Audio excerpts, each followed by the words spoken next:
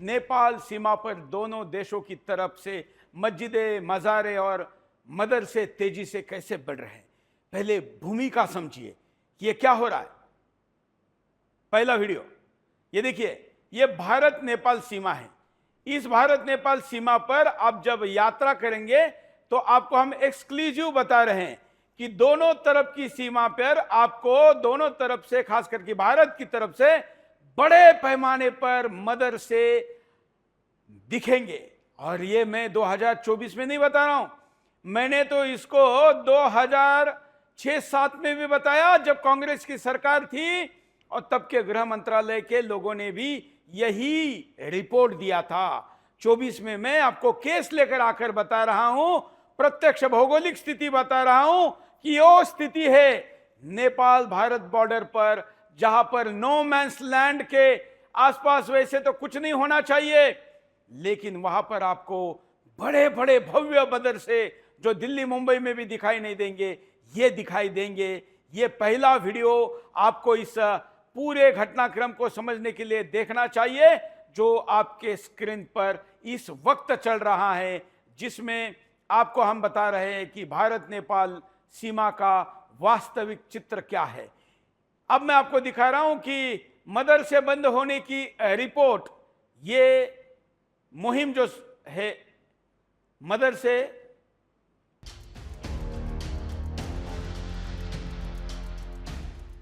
विश्व के एकमात्र हिंदू राष्ट्र नेपाल को पहले साजिशन धर्मनिरपेक्ष बनाया गया और अब इसके इस्लामीकरण की तैयारी शुरू हो गई है।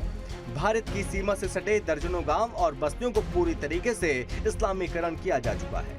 यहाँ के प्रधान मुस्लिम हैं। सरकारी योजना का लाभ पाने वाले 80% लोग मुस्लिम हैं। यहाँ की आबादी भी 80% मुस्लिम ही है। यहाँ के हिंदुओं के घरों के बाहर लगे स्वास्तिक के चिन्ह को मिटाकर 786 लिख दिया गया। शुभ लाभ लिखे घरों से हिंदुओं को घर छोड़ने पर मजबूर किया गया। एक घर ऐसा भी था जिस पर स्वास्तिक का चिन्ह बना था, शुभ लाभ लिखा था, लेकिन उसी घर पर अरबी भाषा में कुछ लाइनें दीवार को कुरेद कर लिख दी गयी। आप समझ सकते हैं कि नेपाल में किस तरीके से मुस्लिम अपनी आबादी बढ़ाकर वहां की डेमोग्राफी को चेंज कर रहा है और हिंदू बहुल नेपाल को पाकिस्तान बना रहा है। हमने ये रिपोर्ट दिखाई थी आपके सामने 2023-22 में, 22 में दिखाई, 23 में फॉलोअप किया था। हमारी इस रिपोर्ट दिखाने के बाद सरकार को भी इसकी गंभीरता समझ में आई थी और देश के गृह मंत्री अमित शाह ने इस विषय पर अपना बयान दिया था। मैं आपको अतीत में इसलिए लेकर चल रहा हूं क्योंकि ये आज अचानक कुछ आपके सामने लेकर आ रहा हूं, ऐसा नहीं है। सुनिए गृह मंत्री जी ने क्या कहा था। पड़ोस के देशों की सरकारों की कोई बद इरादा न होने के बावजूद यहां पर और वहां पर समाज में कुछ तत्व ऐसे होते हैं जो खुली सीमा का उपयोग अपने अनधिकृत कमाई के लिए करते हैं, चाहे स्मगलिंग हो, चाहे पशु तस्करी हो, चाहे घुसपैठ हो। बांग्लादेश से होकर, नेपाल से होकर यहां पर भी घुसपैठ होती है। ये सारी चीजें बहुत दिक्कत वाली होती है। पड़ोस के देशों की सरकारों की कोई बद इरादा न होने के बावजूद यहां पर और वहां पर समाज में कुछ तत्व ऐसे होते हैं जो खुली सीमा का उपयोग अपने अनधिकृत कमाई के लिए करते हैं, चाहे स्मगलिंग हो, चाहे पशु तस्करी हो, चाहे घुसपैठ हो। बांग्लादेश से होकर, नेपाल से होकर यहां पर भी घुसपैठ होती है। ये सारी चीजें बहुत दिक्कत वाली होती है।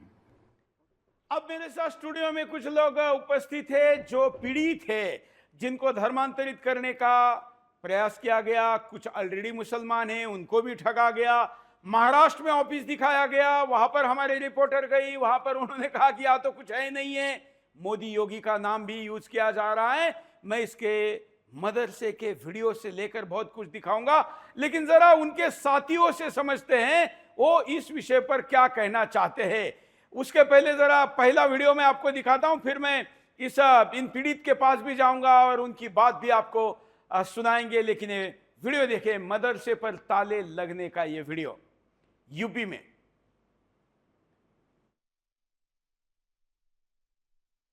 तो हैं और ये उनके ऊपर जो ताले लगाए गए उसके बाद की स्थिति है। ये महाराजगंज और आपको लोकेशन विभिन्न प्रकार के दिख रहे हैं।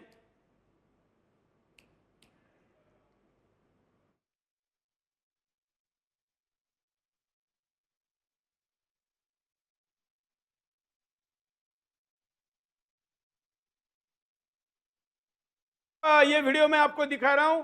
एक और वीडियो भी मैं आपको दिखता हूं कि इतने के बावजूद भी हम निश्चिंत नहीं हुए, हमारी पैनी नजर सीमा पर बनी रही।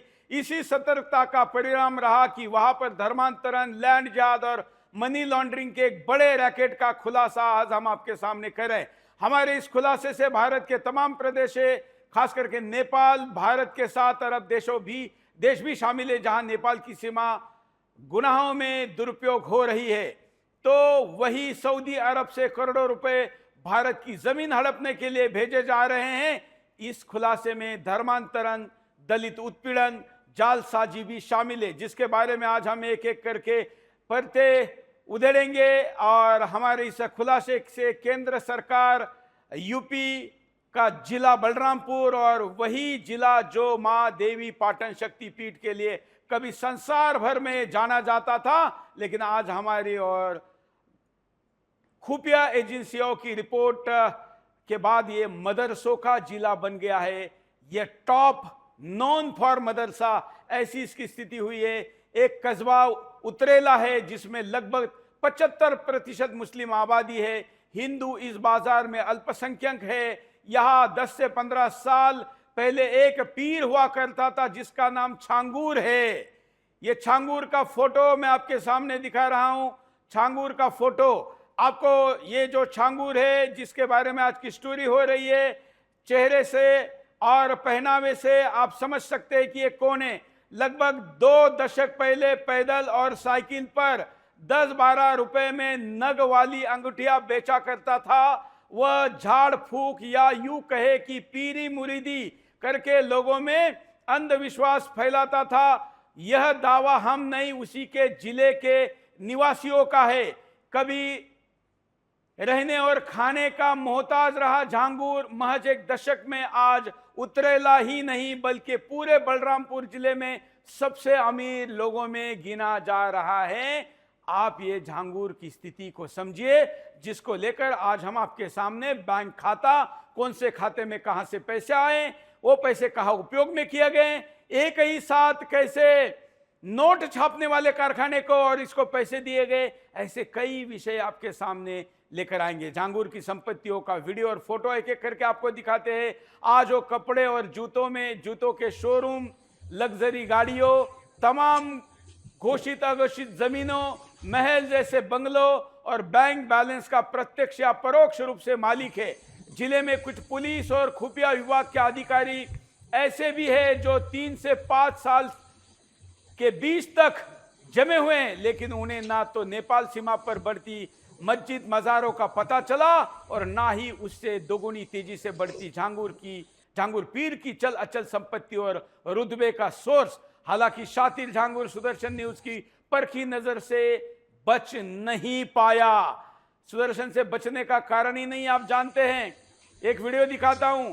नीतू से नसरीन बनी कन्वर्टेड महिला का कबूलनामा आप भी सुन लीजिए।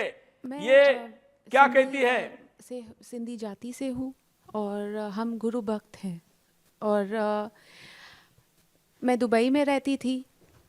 दुबई में मेरा तमाम मुसलमानों से उठना बैठना था। कुरान शरीफ की तिलावत में सुनती थी। जब टैक्सी में बैठते थे तो तमाम टैक्सी ड्राइवर्स अपने लिए चलाते थे, पर उसमें जब मैंने सुना तो मुझे बहुत सुकून महसूस हुआ। दुबई में तो हमने कबूल किया। उसके बाद हमारा बम्बई आना जाना था, तो हम वहाँ दरगाह में ज़ियारत के लिए गए थे, वर्सोवा दरगाह।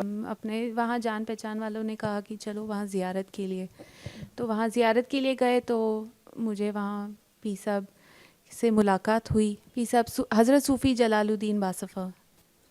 मैं सिंधी जाति से हूँ और हम गुरु भक्त हैं और मैं दुबई में रहती थी। दुबई में मेरा तमाम मुसलमानों से उठना बैठना था।